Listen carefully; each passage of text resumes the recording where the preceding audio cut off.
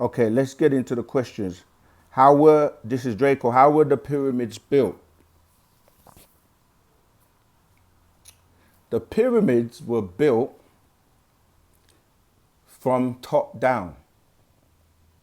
This is one of the answers that you will hear, right? And it's a mystery, right? It's a riddle. How were the pyramids built top down? Because normally, when you build something, right, you would what? Lay the foundation and then you build up.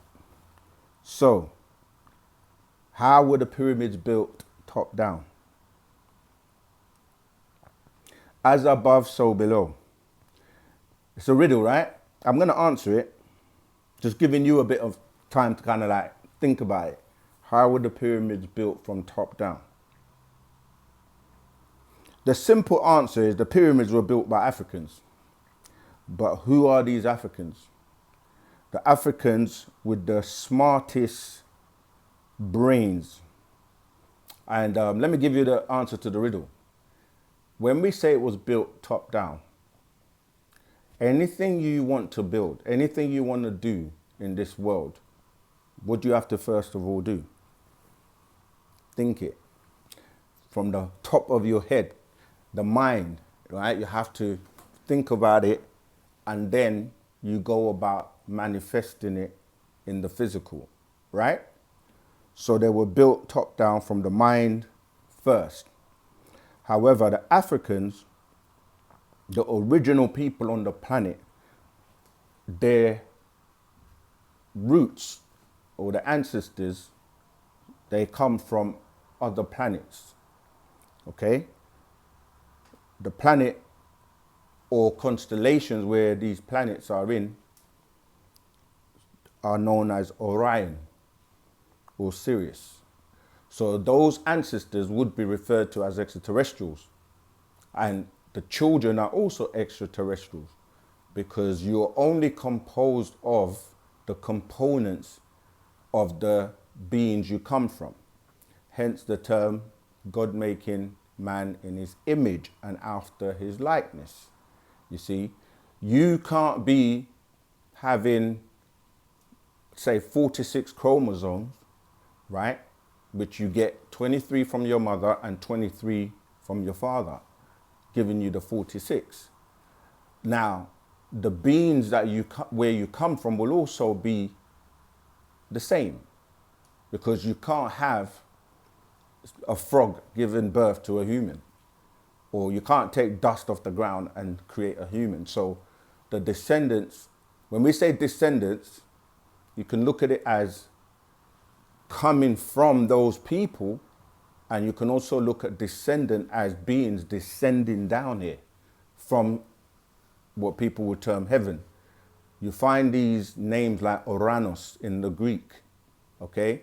Oranos in the Greek is really referring to Orion, from the constellation of Orion, the one that you see with the belt, the three belts, the three stars which form the belt of Orion, and then Sirius also. So those extraterrestrials from there came down here, had offspring, and taught the offspring how to build, right? This is where the whole thing about masonry, because masons or masonry is about building. Building not only physically, but the building blocks of life. Meaning, when you go to the essence of where we come from or what we're composed of, you're dealing with the building blocks of life, such as, you know, the minute atoms, etc. Because we can go to what you would call the etheric world, which wasn't known to many, but it's becoming more and more known as we delve and go more into the unseen world, which is now becoming very much the seen world.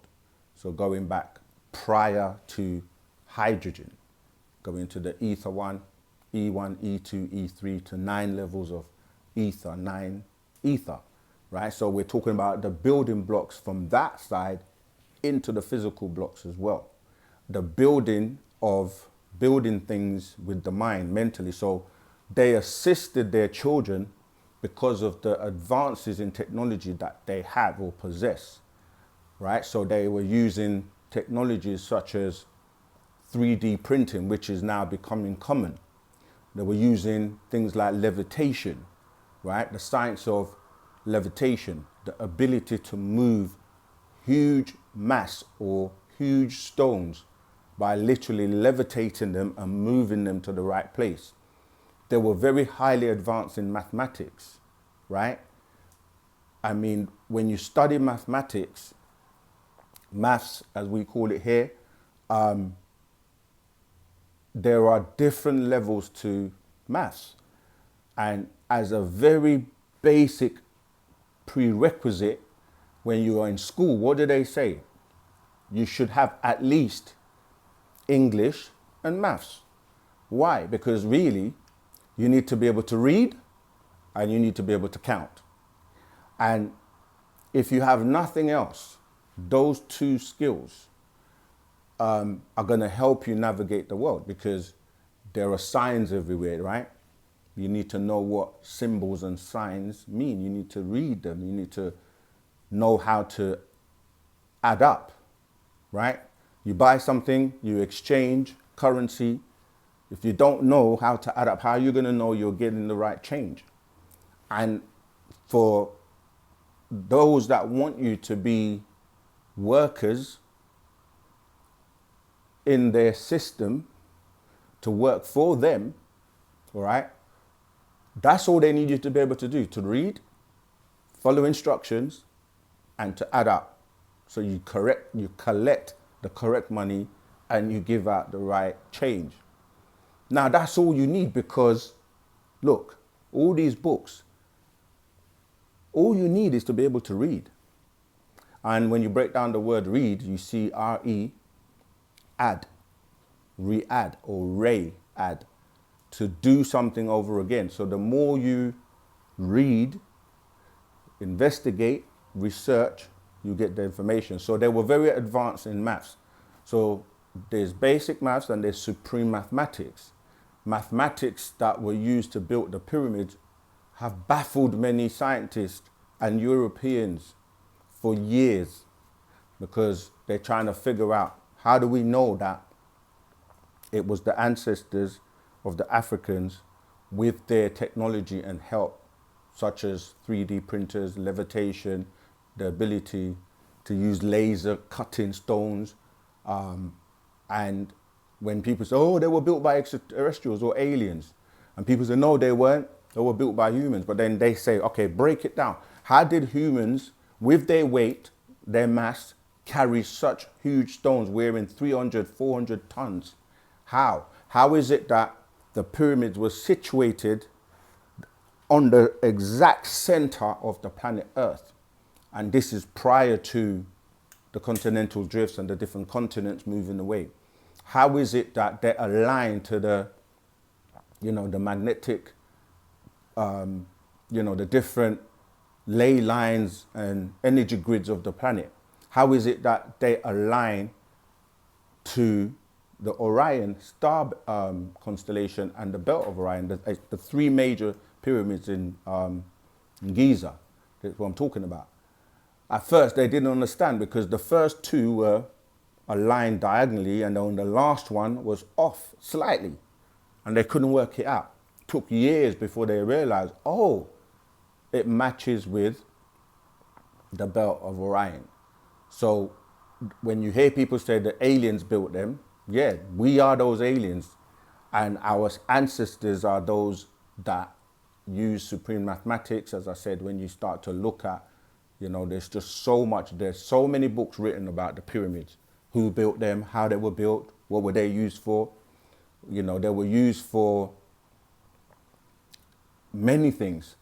They were used to charge extraterrestrial crafts when crafts came here, because they don't use the same type of fuel that we use. They don't use fossil fuels. They use something called tachyon energy, which emits from the top of the pyramid, right? Known as standard columnar waves. They would hover their crafts over those pyramids and get recharged. They were used as schools, as initiating temples and so on. That taught, many people came to Egypt to be taught under these beings, which Tahuti is one of those beings that is known throughout ages for writing a lot of the information and scribing. You always see him on the walls of Egypt with the beak, right? That's symbolic of the pen or the quill, which is used. You see him always holding it and writing, because he's the recorder and the one that came up with a lot of formulas and a lot of information. And then everybody went to Egypt to study and learn from him, where you get Moses, for example, who went to study under Tahuti, and you get everyone, the Greeks, the Romans, name them, everybody, the Europeans, they went to Egypt to learn. All the characters in the Bible went to Egypt. No coincidence, you know. So you had Joseph and his family got to Egypt. He became rich in Egypt.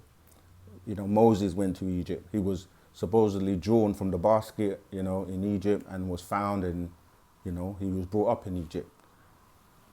Your Jesus character went to Egypt when Herod was trying to kill all the male-born children, and they ran to Egypt. Anyone who's of any prominence went to Egypt, because the Egyptians had all the secrets, they had all the knowledge, they were able to deal with famine.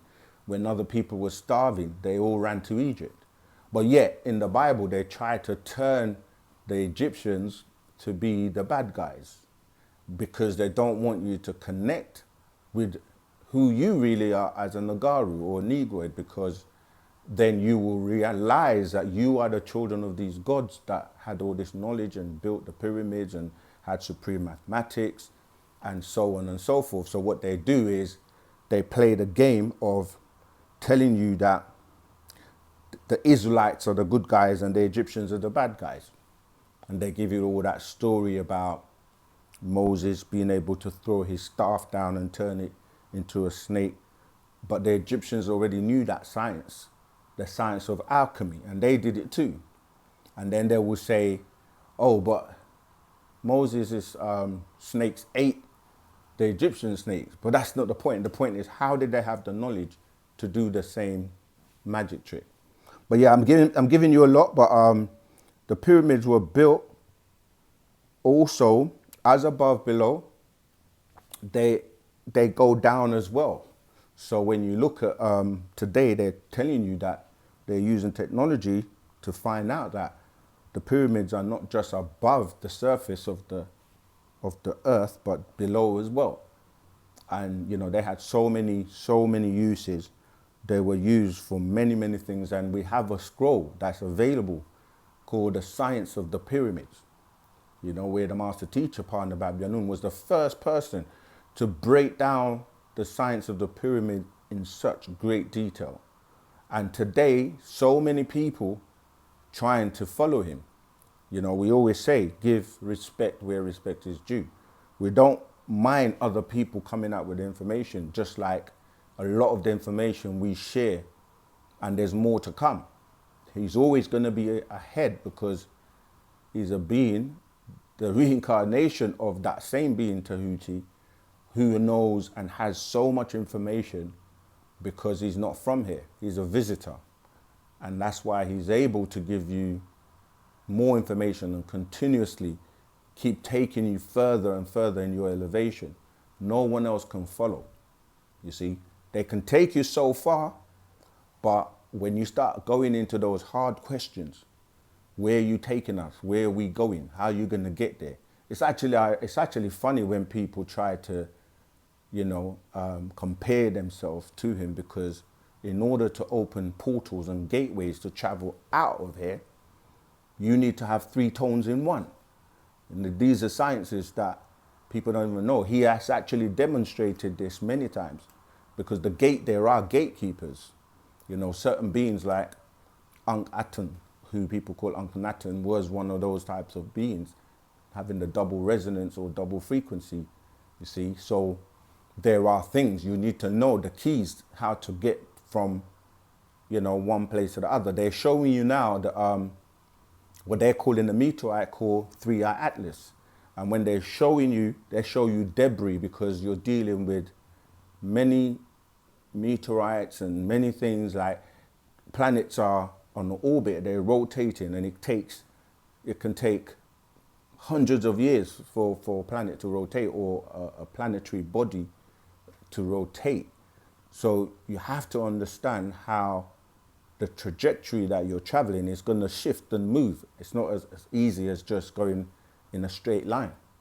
And you have to know how to do this. So nobody else on the planet comes and claims to say they can take you from here to another galaxy.